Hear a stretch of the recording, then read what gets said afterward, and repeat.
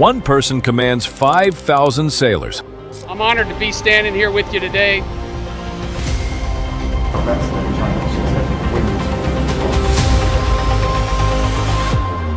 One person controls 2 nuclear reactors, 70 fighter jets, and a floating city the size of 3 football fields. He wakes up in his own private cabin. He has a personal chef. Every single person on that ship answers to him alone. And out of the entire US Navy, only 11 people on the planet hold that seat at any given time. That is the aircraft carrier commanding officer, and what his life looks like on board will absolutely surprise you. The aircraft carrier is the most powerful warship ever built by human hands. It is not just a ship, it is a weapon, a city, an airbase, and a nuclear power plant, all wrapped into one steel giant that costs over $13 billion to build. But here is what most people never think about. Every reactor, every jet, every sailor on that vessel is under the control of one single officer, the commanding officer, the captain. Not an admiral, not a committee. One person, total authority. Today, we are going inside that world. The cabin they sleep in, the food they eat, the power they hold, the 25-year path they walked just to earn that chair, and the weight of responsibility that never, not for a single second, leaves their shoulders. This is not just a story about privilege. This is a story about what it truly means to reach the absolute top of the most demanding military institution on Earth. You need to understand what this person is actually commanding, because until you see the full picture, the weight of the job doesn't feel real. A Nimitz-class or Gerald R. Ford-class nuclear carrier is 1,092 feet long, longer than the Empire State Building is tall. It displaces over 100,000 tons of water. 2 nuclear reactors drive it through the ocean at over 30 knots. On the flight deck, jets are launched at 165 miles per hour in under 3 seconds, around the clock, day and night, in all weather conditions. Below that deck lives a community of 5,000 people: cooks, doctors, dentists, lawyers, nuclear engineers, pilots, chaplains, firefighters, intelligence analysts. There are cafeterias, gyms, a post office, a chapel, a full hospital, a television station. The ship carries close to 2 million gallons of jet fuel, tons of live ordnance, 18 separate departments, each led by a senior officer. Every single one of them answering to one person. And here is what makes that responsibility staggering. He is personally and legally responsible for everything that happens on that ship. A sailor makes a mistake, the captain answers for it. An aircraft is lost, the captain answers for it. The ship runs aground, which has ended more than one career in US Navy history. The captain answers for it. The privilege of command and the burden of command are the same thing. You cannot separate them. So where does this person actually sleep? An enlisted sailor sleeps in a rack, 72 inches long, 26 inches wide, 3 inches of mattress, 20 inches of space between their face and the bunk above, shared with up to 100 other people in the same room. A thin curtain for privacy. That is it. Junior officers do slightly better. 2 to 6 people sharing a stateroom the size of a walk-in closet. The captain has 2 private cabins. The first is the onboard cabin, a bedroom, a sitting room, a desk large enough for meetings, a full private bathroom, a uniform locker, modest by any hotel standard, extraordinary by any standard on a warship. The second is the sea cabin, right next to the bridge, deliberately bare, just a bunk, a desk, and a toilet. Because when something changes at sea, a storm, a navigation hazard, a threat, the captain needs to be on that bridge in under 30 seconds. The sea cabin exists, so that is always possible. The most comfortable quarters on the ship are not there for comfort. They are there so the most critical person on the vessel is never more than seconds from the place where decisions get made. The captain also has a personal steward, an enlisted sailor whose entire job is to maintain the cabin and handle the captain's basic daily needs. On larger carriers, where an admiral is also aboard, the admiral has a separate suite, but the captain's space is his alone. Now here is the part that surprises most people. The captain eats alone. Officers on a carrier dine in the wardroom. Tablecloths, silverware, stewards serving meals, a level of formality that reflects decades of naval tradition. The executive officer runs it. Senior officers gather there for every meal. The captain is not a regular member. By tradition and by deliberate design, the commanding officer is invited to the wardroom only on special occasions. Every other day, meals are brought to his cabin. He eats at his own table, alone. This is not ego. This is not luxury for its own sake. If the captain eats informally with his officers every day, the natural dynamic of shared meals does something dangerous. It softens the distance between him and everyone beneath him. On a warship, that distance cannot soften. The moment a crisis demands a decision that affects every life on that ship, there can be no hesitation, no blurred lines, no wondering whether the captain will make the hard call.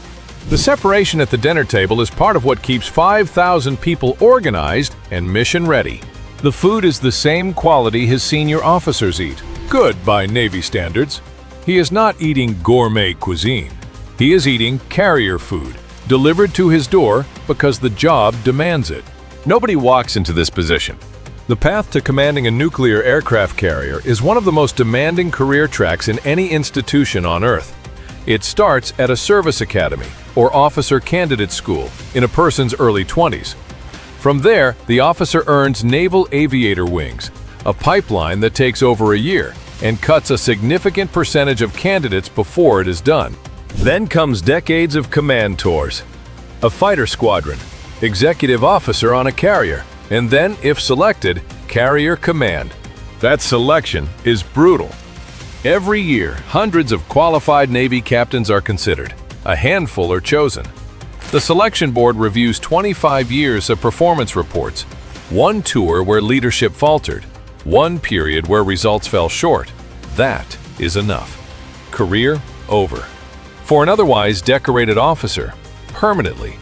Federal law requires the commanding officer to be a qualified naval aviator or naval flight officer. That single requirement shrinks the eligible pool to a fraction of the Navy's total officer corps. Thousands of naval aviators begin their careers. A handful reach this chair. And selection is not the end of the preparation. Before taking command, the incoming captain completes nuclear power training. Every incoming carrier CO goes through it, regardless of background. A career fighter pilot who has spent 25 years in cockpits and never touched a reactor still has to understand nuclear propulsion at a technical level, sufficient to be legally responsible for it, because they will be. By the time a captain steps aboard their ship and hears "Captain is on the bridge" for the first time, they have spent 25 to 30 years earning that moment.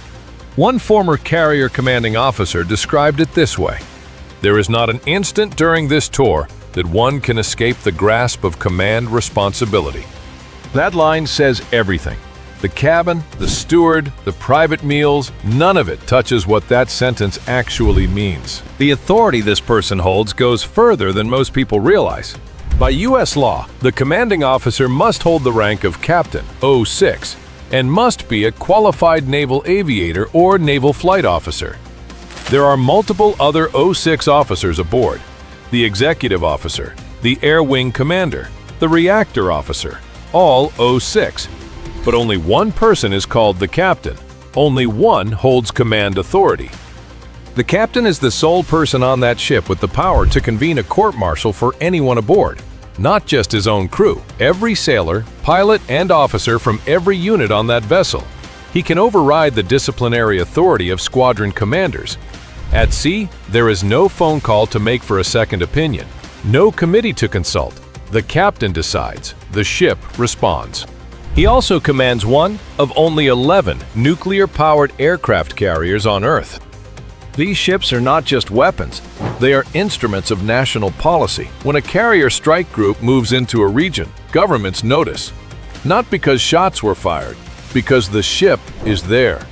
The captain commanding that vessel is representing American power every hour he is underway. The strike group surrounding the carrier, the destroyers, cruisers, submarines, is commanded by a rear admiral typically embarked on the carrier. The captain reports to that admiral.